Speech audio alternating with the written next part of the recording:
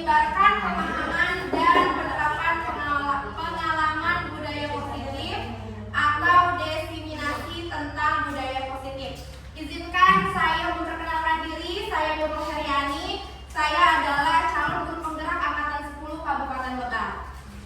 Saya ucapkan terima kasih banyak kepada Bapak Ibu atas waktu yang telah diberikan kepada saya khususnya untuk melaksanakan kegiatan diseminasi ini. Nah, ya Bapak Ibu, sebelum kita ke materi, kita icebreaking dulu ya. Ya. Saya punya tebak gambar. Coba gambar yang pertama kira-kira apa ya? Pete. Ya. Pete. Jenis. Ada. Oke, betul. Ya, pete ini sandal. Ya, yang kedua Bapak Ibu. Pohon. Pohon. Orang. Pohon. Rambutan roboh. Iya, pohon rambutan roboh. Oke, hebat ya Bapak Ibu ya. Oke. Selanjutnya nih, ada lagi nih. Yang ketiga, ini biasanya adalah kesukaan para ibu-ibu. Potongan diskon. Iya, potongan diskon. Ada lagi yang lebih enak. Iya, betul, potongan harga. Nah, ibu biasanya suka sekali ya di akhir tahun biasanya banyak potongan-potongan harga ya. Tapi bapak-bapak juga harus ngasih ya Pak ya, ngasih uang buat ibu-ibunya ya, untuk belanja, iya, untuk membahagiakan istri Pak. Ya. Oke, yang terakhir nih Bapak Ibu, ada yang tahu? Yang terakhir,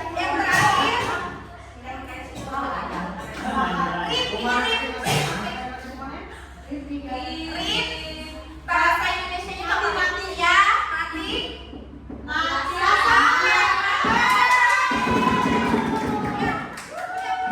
Semuanya jangan ada yang mati rasa ya. Saya pikir semuanya sudah pada semangat ya. Tapi saya pengen satu kali untuk kita tetap semangat. Berdiri dulu. Ya, oke. Jadi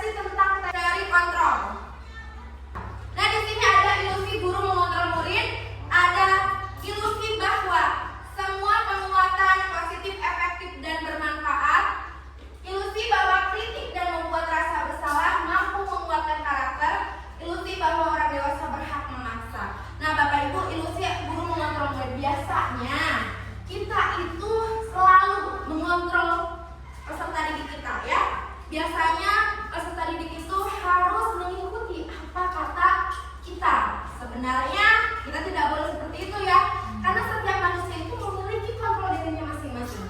Kita tidak bisa tuh memaksa kehendak kita kepada terutama kepada peserta didik kita. Kemudian ilusi bahwa semua pemutaran positif efektif dan bermanfaat. Nah, pada penguatan positif ini, bentuk-bentuk kontrol itu segala usaha untuk mempengaruhi murid agar mengulangi suatu perilaku tertentu. Nah, ada usaha untuk mengontrol orang lain, ya. Nah, kemudian dalam jangka waktu tertentu. Jadi murid itu tidak akan menyadarinya bahwa murid itu sedang mengontrol dirinya sendiri. Kemudian ilusi bahwa kritik dan membuat orang lain merasa bersalah dapat menguatkan karakter. Nah, jadi menggunakan kritik dan rasa bersalah untuk mengontrol murid itu menuju pada identitas gagal. Nah, biasanya nih ya, Bapak Ibu, kita sadari kita sudah sebenarnya kita tuh melakukan hal tersebut. Kita membuat merasa bersalah terhadap murid. Ya, saya jujur-jujur saja ya Bapak Ibu, saya juga sama. Saya terkadang juga membuat murid-murid saya merasa bersalah. Ketika saya datang ke sekolah, ternyata murid saya tidak semangat atau ternyata murid saya banyak yang tidak sekolah. Apa yang saya akan ucapkan? Pasti saya mengucapkan, Ibu jauh-jauh datang ke sini melakukan perjalanan sekitar 1 jam, tapi ternyata kalian di sini sekolahnya tidak semangat. Kalian ternyata tidak memperhatikan. Gitu. Kalian tidak kasihan ya sama ibu ya, seperti itu.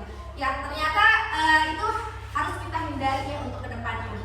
Kemudian ilusi bahwa orang dewasa berhak memaksa. Nah, biasanya yang tadi itu orang dewasa itu merasa orang yang lebih tua, merasa orang yang lebih banyak berpengalamannya, biasanya memaksa, banyak memaksa kepada peserta didik. Ya mungkin Bapak Ibu juga di rumah sebagai orang tua juga terkadang memaksa kehendak kepada anaknya ya. Tapi perilaku itu tidak akan merasa efektif ya Bapak Ibu dalam jangka waktu panjang. Nah, nanti akan adanya apa? Akan adanya sebuah permasalahan atau hubungan permusuhan yang terbentuk seperti itu. Jadi biasanya nih Bapak Ibu mungkin mempunyai pengalaman sebagai guru atau sebagai orang tua di rumah memaksa anaknya. Apa hasilnya? Ada yang pernah mengalami? Ada. Seperti apa Bapak? Ini belum ingat tadi saya tadi sama ini. Jadi ya bagaimana? Kalau anak yang dipaksa dia cenderung melakukannya tidak sepenuh hati. Iya, itu tidak ikhlas, tidak dipaksa. Bukan dari dirinya sendiri. Iya betul, karena setiap manusia itu pasti memiliki rasa ingin memiliki keinginannya sendiri. Yang bisa hasilnya iya betul. Nah, kalau misalkan sesuatu itu dipaksa, maka tidak jarang ya Bapak Ibu hasilnya itu kurang maksimal atau kurang baik. Ya misalkan walaupun yaudah deh si anaknya mengikuti, misalkan ya mengikuti, tapi ternyata di dalam diri anak itu saya tuh minatnya bukan di sini, bakat saya bukan di sini, tapi saya dipaksa. Nah, apa yang terjadi? Misalkan hasilnya kurang maksimal atau gagal, nanti akan seperti apa anaknya? Tumbuhlah rasa kurang percaya diri. Ya, rasa kurang percaya diri terhadap anak. Kemudian apa? Nanti ada rasa menyalahkan orang dewasa atau menyalahkan guru atau menyalahkan kedua orang tuanya itu yang memaksa. Kan dari dulu misalkan ada yang nggak mau gitu ya. Enggak kayak kita ke peserta didik misalkan gini ya, melihatnya anak pintar misalkan pintar di kelasnya akademis, tapi sebenarnya dia itu ada juga minat dia atau bakat dia di olahraga. Misalkan ada yang perlombaan ya O2SN atau OSN. Nah, kita sebagai guru memaksa si anak untuk ya udah kamu ikutin OSN ya, Olimpiade Sains gitu. Nah, tapi sebenarnya memang dia mampu, tapi bukan keinginannya sendiri. Nah, dia tuh pengennya cenderung ingin ke O2SN, ke olahraga. Nah, misalkan hasilnya nanti tidak maksimal, apa yang akan terjadi? Misalkan dia merasa gagal, merasa kurang percaya diri, kan dari awal nanti menyalahkan. Kan saya sudah bilang dari awal saya tidak mau seperti itu ya. Jadi mungkin semoga kedepannya kita sebagai para pendidik atau sebagai guru itu tidak boleh memaksakan kehendak kita sendiri. Ya. Kemudian di sini ya Bapak Ibu, kita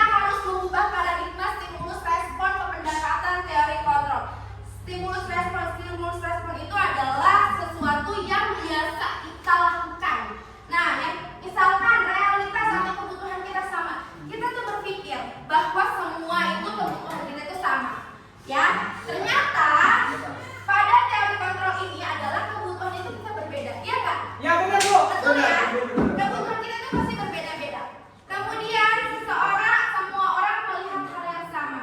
Tapi di teori kontrol itu setiap orang memiliki gambaran yang berbeda ya. Contohnya sudut pandang. Misalkan Bu Lilis memiliki pemikirannya masing-masing, pemikirannya sendiri. Bunia juga memiliki pemikirannya atau sudut pandangnya masing-masing. Tidak bisa tuh pemikiran Bu Lilis dengan pemikiran Bunia itu harus sama. Nah, pasti punya ide atau gagasannya berbeda. Beda. Ya, kemudian kita mencoba mengubah orang agar berpandangan sama dengan kita. Yang tadi itu ya, kita tidak bisa tapi teori kontrol itu kita berusaha memahami pandangan orang lain tentang dunia. Jadi kita yang bisa mengontrol itu diri kita sendiri. Kita nggak bisa tuh mengontrol orang lain. Kamu harus sama ya pendapatnya dengan saya. Tidak bisa seperti itu. Kemudian perilaku buruk dilihat sebagai suatu kesalahan. Nah, teori kontrol itu semua perilaku memiliki tujuan ya. Seperti halnya anak didik kita. Misalnya nih, anak didik kita melakukan mencoret-coret ya, contohnya mencoret-coret tembok misalkan. Nah itulah kita kan mungkin itu salah mencoret-coret tembok. Tapi sebenarnya pada teori kontrol itu, anak itu pasti punya tujuan. Misalkan mungkin dia itu memang ada di bakatnya di menggambar ya, tapi dia mungkin tidak merasa ada yang mendukungnya, atau misalkan dia kurang diperhatikan, dia dipedulikan oleh sekitar. Nah akhirnya dia mencari cara tuh untuk saya tuh sebenarnya suka ini gitu, saya tuh punya bakat di sini, tapi biar orang tuh lebih peka. Tapi pada stimulus respon itu perilaku itu berpikir bahwa si anak itu salah gitu ya. Kemudian orang lain bisa mengontrol saya. Nah, Bapak Ibu, apakah Bapak Ibu bisa dikontrol dengan orang lain? Ya, tidak. Bahwa yang bisa mengontrol diri kita itu adalah diri kita sendiri. Tidak bisa dan memang tidak akan ya. Tidak akan. Contohnya yang tadi kita lihat ya, praktek gitu ya. Maksudnya Pak Ibnu memiliki sesuatu yang menurut Pak Ibnu itu adalah sesuatu berharga. Nah, kemudian Bu Ena mencoba merayu untuk membuka, jangan meminta ya, tapi membuka saja. Pak Ibu tidak mau karena Pak Ibu itu bisa mengontrol dirinya sendiri bahwa barang yang berharga ini tidak boleh dilihat oleh siapapun seperti itu. Kemudian pemaksaan ada pada saat kejutan gagal. Nah, teori kontrolnya kolaborasi dan konsensus menciptakan pilihan-pilihan baru. Nah, dan yang terakhir adalah model berpikir menang atau kalah. Nah, jadi teori kontrol itu model berpikir menang-menang dalam arti semuanya itu kita tidak ada menang kalah. Jadi semuanya sama-sama nyaman, sama-sama tidak dirugikan seperti itu. Nah, di sini ada pertanyaan semantik ya, Bapak Ibu. Nih, setuju atau tidak setuju? Pada poin yang pertama, hukuman dapat mendisiplinkan anak. Setuju atau tidak setuju? Setuju. Ya, setuju. Setuju. Coba Pak Ibnu bilang setuju. Kenapa Pak Ibnu? Kan beda. Ya. Tadi kan sudah dijelaskan oleh Bu Guru, setiap orang itu memiliki pandangan yang berbeda. Ya, oke, Tidak bisa boleh. disamakan. Ya. Nah, saya bilang tidak setuju. Ya. Setuju. Setuju. Ya, Pak Ibnu mengatakan setuju hukuman dapat mendisiplinkan anak. Boleh dikasih alasannya? Alasannya Ya. karena apa itu kurang jelas ya? Kan itu kan pertanyaan. Itu alasannya tuh. Alasannya apa? Alasannya dapat disiplin. Mungkin Pak Ibu pernah melakukan itu dan akhirnya anak-anak itu disiplin. Sering. Oh, sering. Kadang-kadang gini, kalau misalkan wali kelas Ya. yang tidak bisa mengatasi siswanya, karena kan saya sebelum mata pelajaran Ya. tidak setiap hari bertemu si anak. Meskipun Oh. saya sering setiap hari bertemu, tapi pas pengajaran tidak. Ya. Nah, kadang-kadang ada salah satu anak namanya Rafael Pesa, dari aku, Ya. pusing. Saya udah sering berkata lembut pun tidak dengar, Ya. berkata kasar pun tidak didengar, malah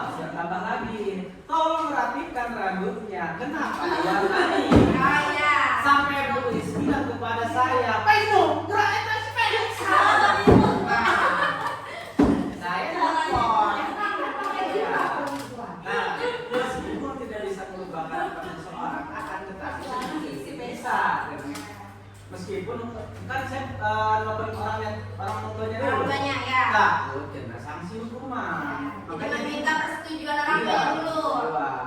Oke. Yang tidak setuju siapa? Iya. Kemudian pemberian hukuman dengan hal positif seperti membaca atau membersihkan halaman sekolah dapat meningkatkan disiplin anak. Pemberian hukuman dengan hal positif dengan seperti membaca atau membersihkan halaman sekolah dapat meningkatkan disiplin anak. Setuju. Setuju? Ya, nggak setuju. Enggak. Nggak setuju. Setuju. Ayo. Ya, ini mah ya nggak apa-apa ya Pak. Itu terserah pendapatnya masing-masing. Karena setuju tidak setuju tidak ada yang salah. Ya. Oke, kemudian memberi penghargaan dapat meningkatkan motivasi belajar anak. Setuju. Ya, mungkin tidak. Ya, mungkin ada yang setuju ada yang tidak. Nah, mungkin kalau yang setuju itu, tapi kita lihat nanti efeknya ya. Mungkin kalau jangka pendek tuh masih bisa, tapi kalau untuk jangka panjang kurang efektif karena nanti tidak menumbuhkan motivasi internalnya atau dari diri sendirinya. Berarti si anak itu nanti memiliki motivasi eksternal. Jadi saya mau belajar, saya mau menjawab itu kalau dapat hadiah aja, kalau nggak ada hadiah saya nggak mau gitu. Nah, selanjutnya adalah disiplin positif. Nah, Bapak Ibu pasti Bapak Ibu juga sering atau ya itu adalah kata-kata sehari-hari yang sering kita dengar, yaitu kata disiplin ya. Disiplin itu apa sih Bapak Ibu? Tata tertib. Ya, tata tertib, boleh apa? Peraturan. Ya, yang kita sebut dengan disiplin. Oh, berarti kita harus menaati peraturan, menaati disiplin. Oke. Nah, disiplin itu berasal dari kata disiplina yang artinya belajar. Disiplin itu mengacu pada disiplin diri ya. Berarti mengacu dari diri kita sendiri yang harus memiliki tanggung jawab terhadap apa yang dilakukannya berdasarkan nilai-nilai yang diyakini. Nah, kalau kita sudah memiliki disiplin di diri kita, jadi mau kita misalkan dari eksternal atau dari eksternal ya, misalkan contoh tidak ada nih peraturan yang secara tertulis, datang terlambat, misalkan tidak ada hukuman atau tidak ditegur oleh atasan kita. Tapi kalau diri kita sudah menanamkan atau sudah memiliki rasa disiplin, itu tidak berlaku. Dalam arti kita pasti datang tepat waktu karena di diri kita sudah terdapat nih, sudah tumbuh disiplin kita ya. Jadi tanggung jawab, betul Ibu. Jadi kita sudah memiliki tanggung jawab. Mau kita dapat hadiah, mau kita nggak dapat hadiah, mau ditegur atau nggak ditegur, mau apapun itu, pasti jika kita memiliki tanggung jawab, itu pasti kita akan datangnya tepat waktu ya. Kemudian disiplin positif. Nah, jadi disiplin positif itu adalah salah satu cara menerapkan disiplin yang bertujuan untuk menumbuhkan kesadaran serta memberdayakan peserta didik tanpa imbalan penghargaan atau reward, ancaman atau hukuman. Tadi itu ya berarti disiplin positif itu tidak ada embel-embelnya reward atau punishment ya. Jadi sudah ada tumbuh di dalam dirinya tanggung jawab itu. Nah, Bapak Ibu, kita sebagai pendidik, tujuan kita adalah apa? Menciptakan peserta didik yang memiliki disiplin diri, ya, memiliki disiplin diri sehingga mereka itu berperilaku mengacu kepada nilai-nilai kebajikan universal dan memiliki motivasi intrinsik. Motivasi intrinsik itu adalah motivasi yang ada dari dalam diri, bukan motivasi dari eksternal, ya. Kemudian dalam perubahan perilaku ke arah yang lebih baik. Nah, itu ya tujuan kita sebagai pendidik. Di sini ada nilai-nilai kebajikan. Nah, apa sih nilai kebajikan itu? Nilai kebajikan itu adalah nilai yang sudah kita sepakati bersama, lepas dari suku, bangsa, agama, bahasa maupun latar belakang. Jadi kita tidak melihat tuh mau si A itu dari suku A atau suku B atau agama A atau agama B, itu tidak. Tapi kita sepakati. Nah, kemudian di sini ada contoh nilai kebajikan institusi atau organisasi. Itu ada 3 profil pelajar Pancasila yang kita sedang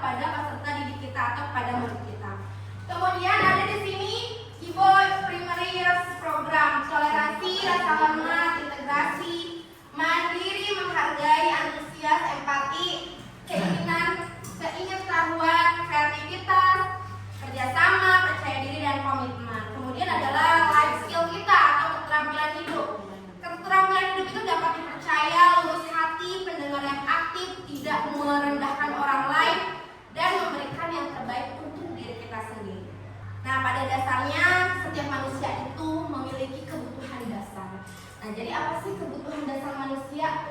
Kebutuhan dasar manusia adalah segala sesuatu yang kita lakukan untuk mendapatkan apa yang kita inginkan. Nah, pasti ya, seluruh tindakan yang kita lakukan memiliki tujuan tertentu dan semua usaha terbaik yang kita lakukan dalam rangka agar kebutuhan dasar kita terpenuhi dengan baik. Oke. Nah, Bapak Ibu, pasti Bapak Ibu memiliki kebutuhan dasar. Ya, semuanya punya ya? Ya. Punya, pasti kita memiliki sesuatu keinginan. Coba saya mau tanya kepada siapa yang mau? Atau ya boleh Ibu Ena. Ibu Ena, kira-kira kebutuhan dasar Bu Ena itu yang apa ya? Yang sedang diperlukan banget gitu. Dibutuhkan banget itu apa? Dua.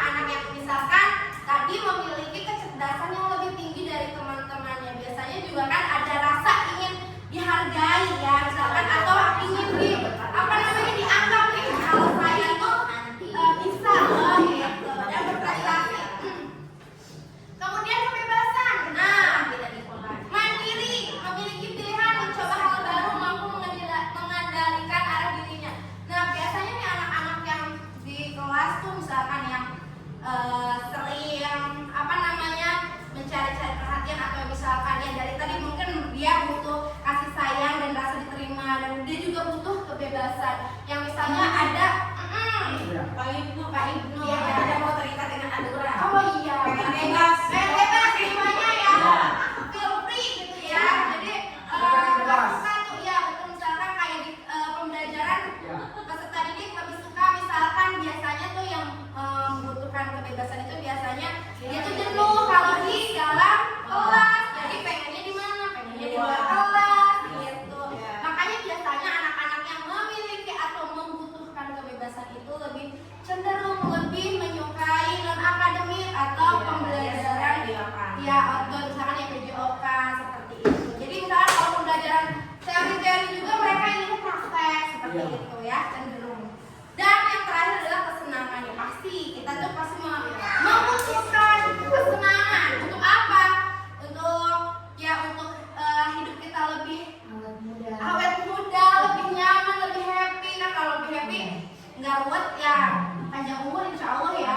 Amin. Nah kesenangan ini contohnya bermain, humor, antusiasme, tertawa. Dan biasanya berarti ya peserta didik kita kalau misalkan di kelas banyak bermain, banyak tertawa, atau misalkan biasanya kalau butuh kesenangan itu juga yang excited ya, atau maksudnya antusiasnya itu tinggi seperti itu. Kemudian ada motivasi perilaku manusia. Nah, jadi motivasi perilaku manusia itu ada dari ekstrinsik, itu berarti dari luar atau eksternal. Kemudian ada juga motivasi intrinsik, itu dari diri kita. Nah, kalau dari ekstrinsik itu untuk menghindari ketidaknyamanan atau hukuman yang misalnya yang tadi si murid itu misalkan sebenarnya orangnya malas, tapi karena dia menghindari hukuman dari gurunya, misalnya ya udahlah, misalkan bilang ya udahlah kita ikutin nih gitu kemauan gurunya, gitu misalkan ya udahlah saya ikutin deh, gitu misalkan menjawab pertanyaan dari gurunya karena misalkan kata gurunya, ayo nggak jawab, oke dihukum tuh ibu misalkan ya.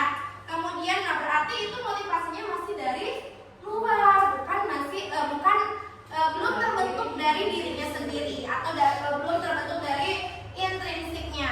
Dan kemudian ya ada juga untuk mendapatkan imbalan atau penghargaan dari orang lain. Nah biasanya memang ya kalau itu kita sebagai guru kadang kita suka memberikan reward atau hadiah kepada peserta didik kita, kepada murid kita. Kemudian nah berarti kan kalau misalkan mereka itu masih memiliki motivasi ekstrinsik, berarti yang gini ya tadi misalkan ayo ada kuis, siapa yang bisa jawab nanti ibu kasih hadiah misalkan ya ibu kasih hadiah. Nah berarti kan mereka saya. Tapi ketika misalkan si guru itu bilang tidak ada kata hadiahnya atau tidak ada kata rewardnya atau ada kata nanti yang nggak mau jawab dikasih punishment misalkan ya. Nah berarti itu kan mereka diam-diam aja boleh nggak ada hadiahnya. Itu berarti belum peserta didik itu belum tumbuh motivasi dari dirinya itu. Nah yang terakhir itu adalah motivasi intrinsik, berarti motivasi yang sudah ada dari dalam dirinya untuk menjadi orang yang mereka inginkan dan menghargai diri sendiri dengan nilai-nilai yang mereka percaya. Jadi berarti mereka itu sudah yakin pada keinginan mereka diri sendiri dan memiliki motivasi. Jadi misalkan motivasi diri sendiri ya udah mau dapat reward, mau dapat apa, saya mau mengerjakan dengan baik, saya ingin mendapatkan hasil yang baik, atau saya mau menjawab kuis dari bu guru dengan cepat misalkan, bukan karena dapat reward aja. Biasanya kan kita ya kalau dulu sih pembelajaran yang bisa jawab boleh mulai duluan, makanya tuh saya kalian ayo siapa yang bisa jawab pelan-pelan pakai cepat-cepat. Tapi ketika guru tidak ada yang bisa jawab, nggak ada pulang duluan atau kan pulangnya sama, pasti mereka pada diam. Nah itu belum tumbuh tuh yang motivasi intrinsiknya. Nah jadi di sini ada yang tadi motivasi eksternal, yang contohnya yang menghindari ketidaknyamanan. Biasanya apa yang akan terjadi apabila saya tidak melakukannya? Nah berarti kan si anak mikir, kalau misalkan saya nggak ngelakuinnya, saya nanti dapat apa ya? Gitu. Saya dapat hukuman apa ya? Gitu. Jadi itu untuk menghindari ketidaknyamanan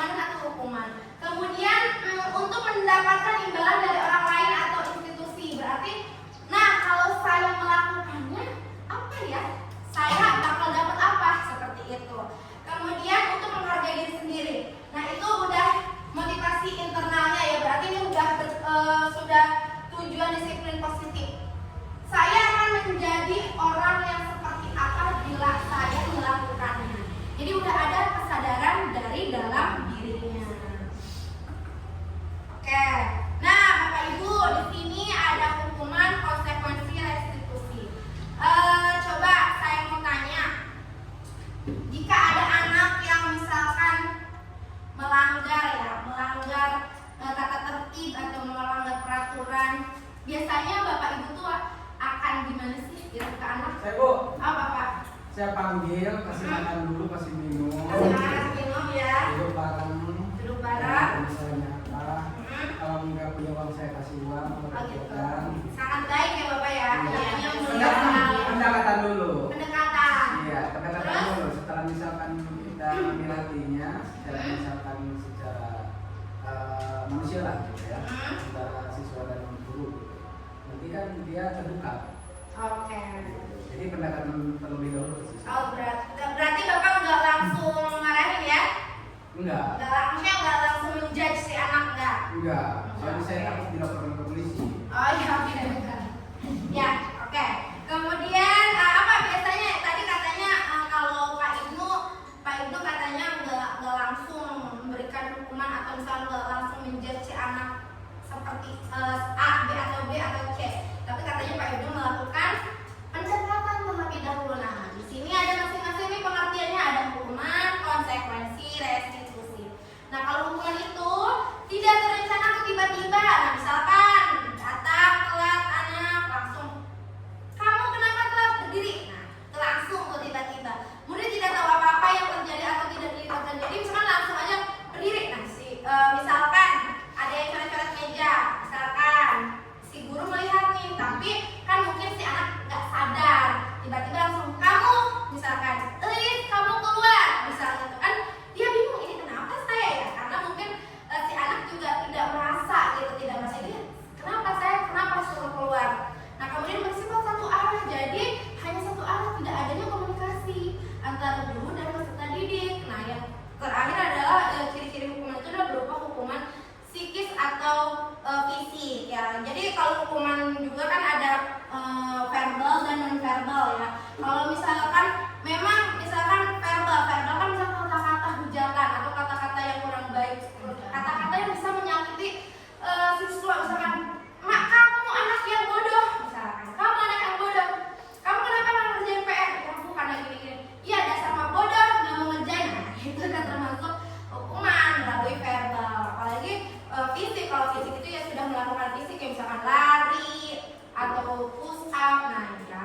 Kemudian konsekuensi. Nah kalau konsekuensi itu terencana dan sudah disepakati sesuai aturan. Jadi adanya komunikasi antara murid dan peserta didik ya. Kemudian murid tetap dibuat tidak nyaman, tapi tetap murid itu merasa juga tidak nyaman. Sikap guru selalu memonitor murid, jadi guru itu selalu menjadi monitor, memantau seperti itu. Dan yang terakhir adalah restitusi. Apa sih restitusi? Jadi restitusi itu adalah proses menciptakan kondisi bagi murid untuk memperbaiki kesalahan. Proses kolaboratif yang mengajarkan murid untuk mencari solusinya sendiri. Jadi di restitusi itu kondisi murid itu tahu gitu kesalahannya itu apa dan dia tuh harus berbuat apa, harus mencari solusi. Bukan kita langsung kita kasih jegar kasih hukuman, tapi kita panggil dulu anaknya, ditanya dulu kenapa kamu bisa melakukan itu, terus kemudian apa yang bisa kamu lakukan untuk kedepannya menjadi lebih baik seperti itu. Nah oke, di sini Bapak Ibu ada pertanyaan ya, kita jawab bareng aja. Mencatat 100 kali di dalam buku kalimat, saya tidak akan terlambat lagi karena terlambat ke sekolah. Ini termasuk hukuman atau konsekuensi? Konsekuensi. Konsekuensi atau hukuman? Oke, konsekuensi ya.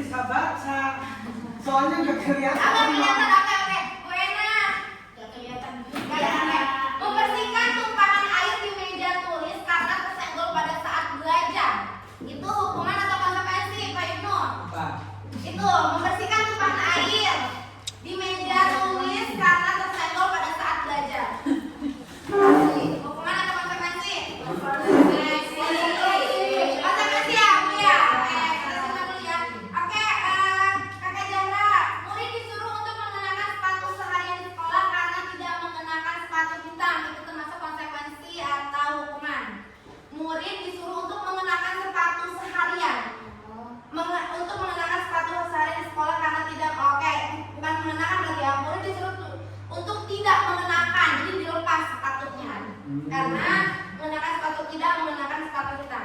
Konsekuensi hukuman. Oke, kemudian bunyian. Ya, Yang terakhir bisa dibaca. lari mengelilingi lapangan basket 2 kali karena terlambat 10 menit untuk pelajaran PJOK. Oke, menurut dunia Konsekuensi. Oke, kita lihat ya Bapak Ibu jawabannya. Oke, mencatat 100 kali. Katanya saya tidak akan terlambat lagi karena terlambat ke sekolah. Itu termasuk apa tadi? Konsekuensi. Nah, berarti adanya tanggung jawab ya. Adanya tanggung jawab terhadap anak. Lari mengelilingi lapangan basket 2 kali karena terlambat datang. Itu hukuman ya. Itu sudah hukuman termasuknya isi. Kemudian si murid diminta push up 15 kali karena tidak menggunakan masuk ke sekolah. Apa? Hukuman. Menggantikan kertas tugas kemenangan pelajaran. Konsekuensi kenapa? Karena dia harus bertanggung jawab. Dia bertanggung jawab atas kesalahan apa yang kesalahannya. Kemudian membersihkan tumpahan air di meja tulis karena tersenggol pada saat belajar. Konsekuensi ini juga sama, adanya tanggung jawab. Murid disuruh untuk tidak menggunakan, berarti melepas ya, melepas sekalian. Ya Allah, panas-panas tuh. Lepas itu lebih jelas hukuman. Dari mengelilingi lapangan basket 2 kali nari. Ini di poin 2 dan di poin berapa itu? 2, 3, 4, 5, 6, 7 ya. Poin 2 dan poin 7 sama-sama lari, tapi kok beda sih? Kan kalau yang 2 itu hukuman, tapi kenapa katanya yang 7 itu konsekuensi? Ya Maria. Ya, contohnya. Kalau yang kedua itu kenapa hukuman? Karena yang 7 dulu deh. Itu dulu boleh. Yang 7 dulu karena dia pelajaran PJOK. Oke, ya. PJOK berhubungan bisa dengan fisik. Fisik Ya, ya. dan mungkin sudah ada kesepakatan dengan PJOK-nya. Betul. Jadi makanya dia konsekuensi. Nah, kalau mengelilingi yang terlambat hadir di sekolah, itu kan belum tentu pelajaran PJOK. Iya. Bisa mungkin dia terlambat hadir di sekolah bukan pas pelajaran PJOK, Iya, iya. gitu. Jadi terlambat hadir aja. Terus disuruh lari lapangan, kan tidak ada kesepakatan ya, berarti hukuman. Hukuman, iya betul. Oke, terima kasih, tepuk tangan untuk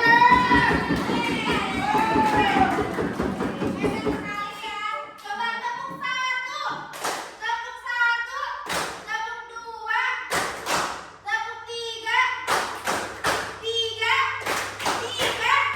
Kan kata kuncinya tepuk 1, tepuk. Kalau tidak, diam. Oh, gitu. Oke, nggak apa-apa ya, coba lagi. Coba lagi. Oke, coba lagi ya. Iya. Jadi, berdiri, boleh berdiri, boleh. Awas, Bang. Oke. Nah, Bapak Ibu, kuncinya adalah tepuk ya. Tepuk 1. Nah, kalau saya bilang tepuk 1 berarti Satu. oke, kuncinya adalah tepuk ya. Tepuk 1, tepuk 2, tepuk 3, tepuk 2, 2. Iya, coba.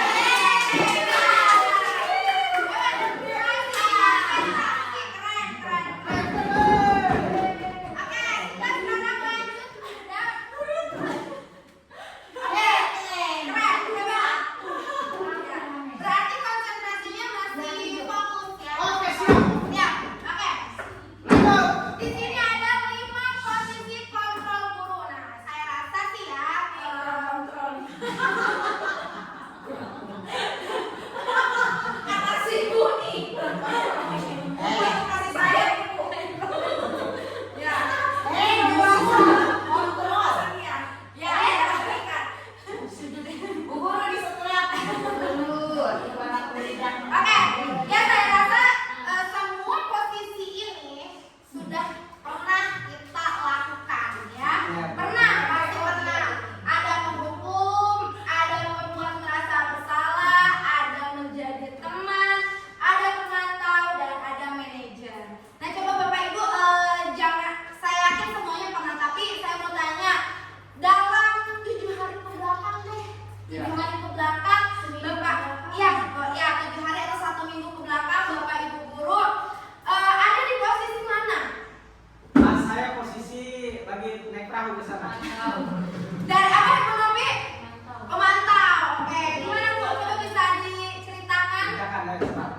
Berdiri, kalau berdiri. Ya, sedang ulangan. Terus oh gitu, jadi memantau. Oh iya, oke. Ada yang lagi? Iya. Hukum ya. 7 hari ya. 7 hari berapa ya? Kalau saya tanya, selama ini pasti sudah ya, ini banyak lagi rasa salah. Ya, Saya 7 hari tapi enggak mungkin bukan balik belakang kalau penghukum. Saya awal-awal itu kan saya kebetulan itu kelas 6 ya. Ya, betul. Kelas tinggi. Jadi kelas tinggi itu emang butuh power yang tinggi juga. Iya. Kalau kita nggak keras ke anak, kadang anaknya mendeleye. Oh, iya. Jadi ngelunjak Bu. Makanya kita harus keras ke anak. Emang jam segini enak berundak sih. Jadi ya kayak ini Bu kayak gini ya. Contohnya. Contohnya itu ngelunjak itu ya Bu ya. Jadi kan saya keras. Pengen lucu-lucu. Nah, kalau 7 hari ke belakang, saya udah nggak belajar ya. Ini lebih kepada mungkin teman. Karena ada suatu ketika ada anak mungkin yang menganggap kita itu seperti teman. Saya memang semua itu saya rasakan. Tapi untuk kalau ngomongin 7 hari ke belakang, saya teman. Karena apa? Karena ada satu anak yang mungkin dia merasa dekat dengan kita ya gitu ya. Iya. Nah, terus mungkin merasa teman sehingga dia merasa tidak ada jarak antara siswa dengan guru, gitu kan? Oh, iya. Jadi karena merasa dekat, jadi ngebercandain guru, tapi posisinya kondisi situasinya sedang tidak memungkinkan untuk bercanda gitu. Gurunya sedang serius, gitu ya, sebenarnya sedang serius, tapi dia malah membercandain gurunya. Karena itu jadi kesannya jadi tidak sopan, Iya. anaknya, gitu. Iya. Jadi mungkin salah saya sendiri menganggap mereka seperti teman dan anaknya juga malah merasa Tidak ada jarak. seperti bebas seperti teman gitu dan lupa mereka terhadap kode etik antara siswa kepada guru. Oh, benar. Ya, Terima kasih Bu Nadia. Tepuk tangan dulu ya. Ngobrol lagi dulu. Kenapa? Ngobrol lagi tadi. Oh iya nanti ya. Oke, 40 boleh. Boleh. Pak Haji, 7 hari ke belakang, Pak Haji ada di posisi kontrol yang mana? Penghukum enggak Kalau Pak. membuat merasa bersalah, mana? Teman.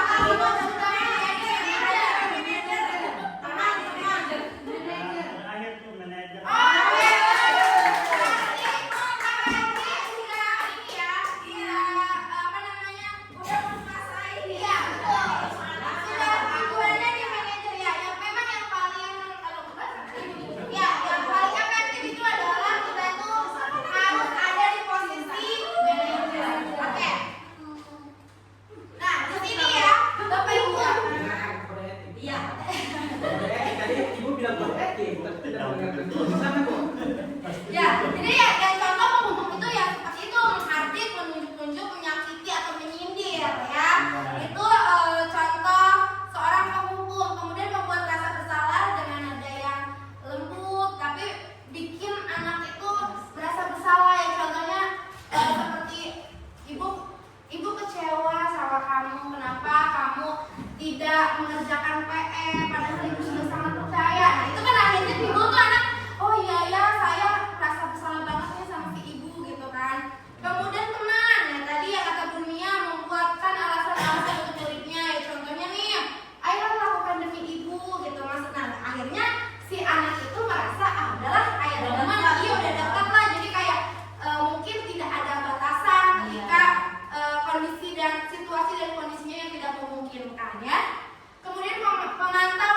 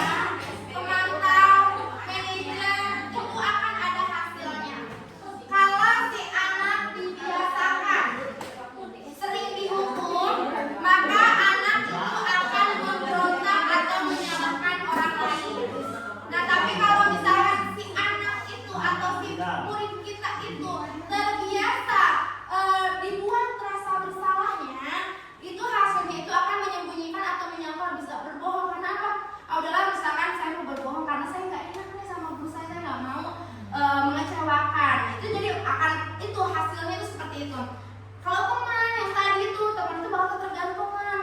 Jadi dia kurang mandiri ya. Jadi ketergantungan, oh ya saya biasanya nih sama ibu guru nih, misalkan makan bareng, misalkan setiap istirahat, misalkan makan bareng atau misalkan apa-apa curhat, ya emang bagus misalkan bonding ya, tapi ada kalanya kita juga membatasi, dilihat dulu situasi dan kondisinya seperti apa. Kemudian kalau pemantau, hasilnya itu menyesuaikan diri bila diawasi, jadi dia bisa menyesuaikan ya, bisa dan kemudian apa manajer itu hasilnya membuatkan kembali. Nah, untuk dampak pada muridnya, kalau si penghukum itu pasti bakal mengulangi kesalahannya. Jadi mereka kan sering merasa sering hukum. Jadi apa sih hasilnya itu apa? Dampaknya itu pasti bakal mengulangi kesalahannya. Kalau dampak dari pembuat rasa bersalah itu, anak akan merasa rendah diri, ya kurang percaya diri, terus merasa ya udahlah bohong, saya yang penting aman pada saat itu. Jadi dia rendah diri ya. Kemudian kalau menjadi teman itu dampaknya itu bakal lemah. Kemudian tidak mandiri ya dari bisa. Ya tergantung ketergantungan dari segi mendidiknya. ya dari segi mendidiknya. Kemudian pemantau itu menitik beratkan pada sanksi atau hadiah untuk dirinya.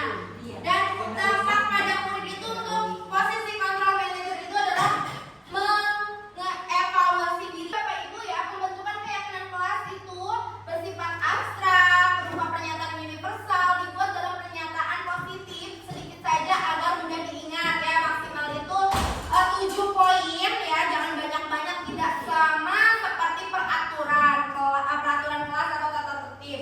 Sesuai dengan kondisi kelas dan sekolah sehingga mudah diterapkan. Jadi kita nggak bisa tuh membuat keyakinan kelas mencontek misalkan dari sekolah lain, nggak bisa, tapi kita lihat dari lingkungan sekolah kita. Kemudian semua warga sekolah itu atau warga kelas itu dilibatkan ketika membuat keyakinan kelas.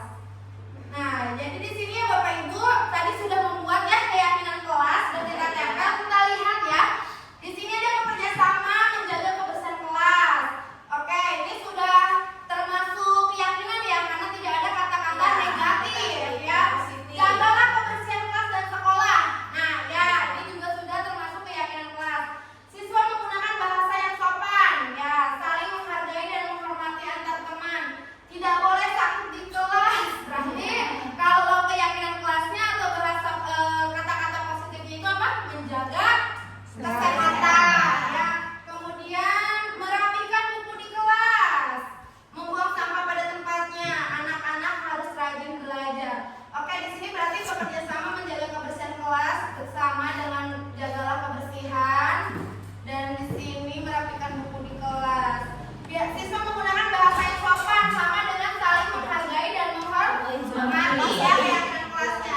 Tidak boleh sakit di kelas, ini masih kata-kata negatif ya, berarti kita menjadi jagalah kesehatan. Membuang sampah pada tempatnya ini sama di sini ya, kebersihan.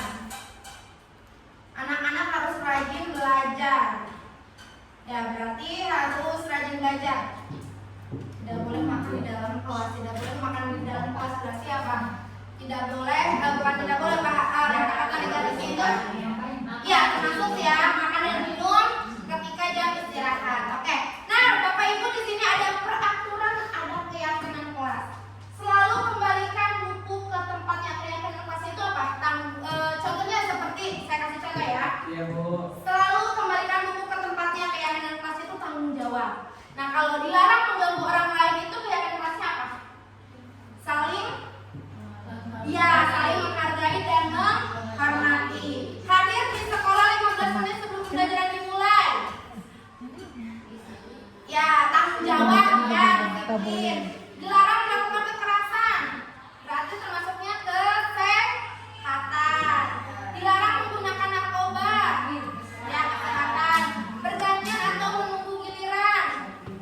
Tanggung jawab. Gunakan masker. Kesehatan. Jangan berlari di kelas atau koridor. Oke, kita lihat ya sini.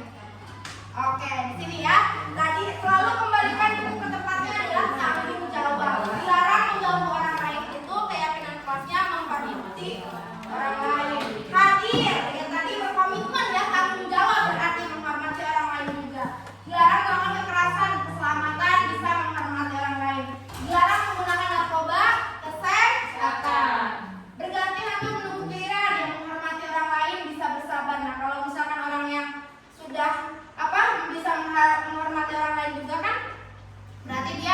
punya tanggung jawab ya, bertanggung jawab. Gunakan masker, kesehatan, keselamatan, jangan berlari di kelas atau koridor, itu keyakinan kelasnya itu keselamatan dan keamanan. Nah, oke. Materi selanjutnya atau poin selanjutnya adalah segitiga restitusi. Nah, apa sih segitiga restitusi itu? Segitiga restitusi itu adalah suatu proses dialog yang dijalankan oleh guru agar dapat menghasilkan murid yang mandiri dan bertanggung jawab. Nah, di segitiga restitusi ini ada 3 tahap. Yang pertama, menstabilkan identitas. Yang kedua, validasi tindakan yang salah. Dan yang ketiga adalah menanyakan keyakinan. Ini contohnya ya Bapak Ibu.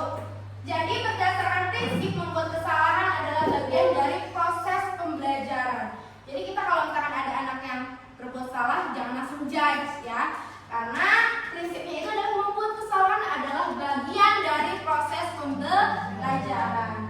Nah, contohnya nih, contoh ketika kita nanti mendapatkan sebuah permasalahan atau kasus dan kita menggunakan segitiga restitusi. Nah, di segitiga restitusi itu ada 3 tahapan. Yang pertama tadi menstabilkan identitas, yang kedua validasi tindakan yang salah, dan yang ketiga menanyakan keyakinan.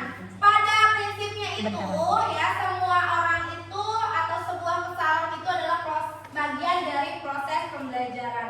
Nah, di sini kalau misalkan menstabilkan identitas itu ketika ada anak yang melakukan kesalahan kita panggil, ya udah kita langsung jadi, tapi kita misalkan berbuat salah itu wajar, manusia memang tidak ada yang sempurna. Ibu juga pernah melakukan hal tersebut seperti itu ya, dan kamu berhak merasa begitu.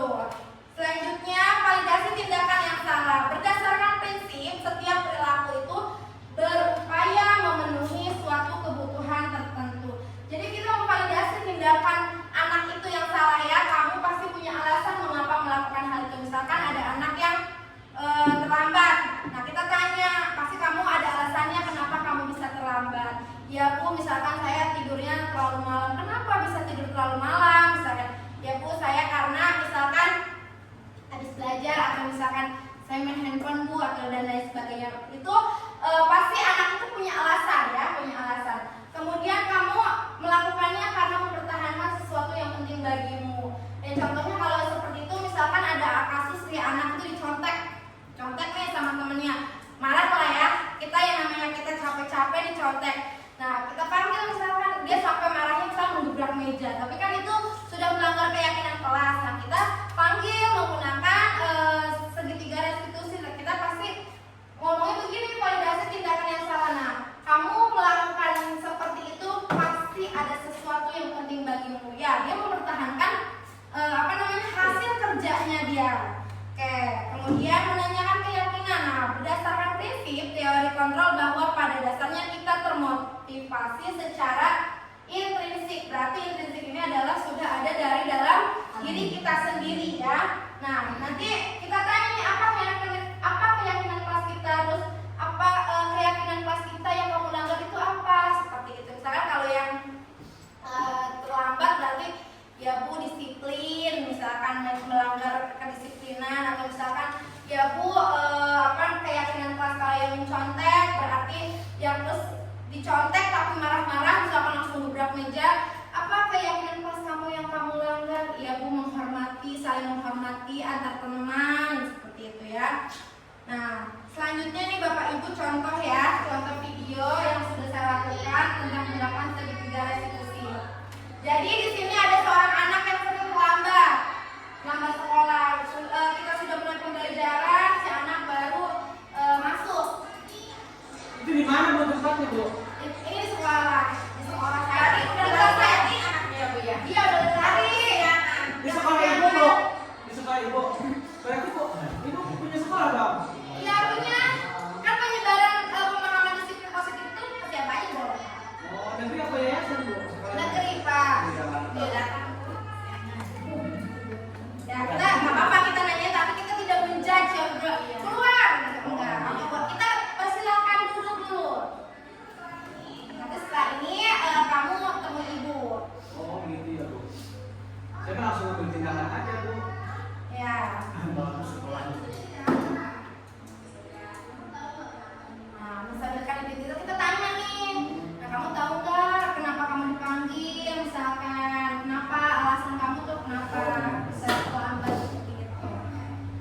pemilu pendekatan itu. Ya.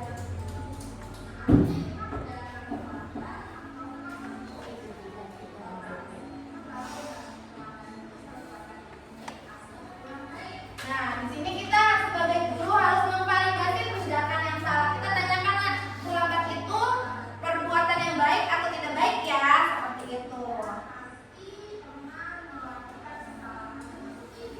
Ya.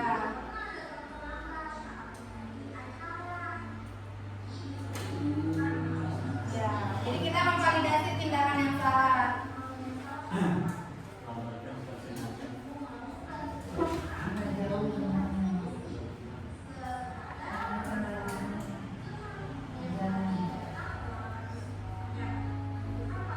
Nah, di sini kita menanyakan keyakinan, pasti punya alasan kenapa terlambat dan kita menanyakan apa sih solusinya nih biar anak peserta didik kita itu tidak terlambat lagi seperti itu. Jadi di menanyakan keyakinan kita tanyakan seperti itu. Ya, misalkan nanti anak mempunyai solusinya. Oh iya Bu, berarti saya tidurnya nggak boleh malam-malam. Iya betul. Misalkan yang tadinya saya tidur jam 10, saya tidur jam 9 dan misalkan dia kenapa alasan dia tidur terlalu malam, misalkan main handphone Bu, nonton TV. Nah, berarti nanti dia punya solusinya, punya gagasannya. Oh ya Bu, berarti saya harus mengurangi penggunaan handphone atau saya mengkontrol waktu untuk menonton TV. Jadi ada batasan-batasannya seperti itu.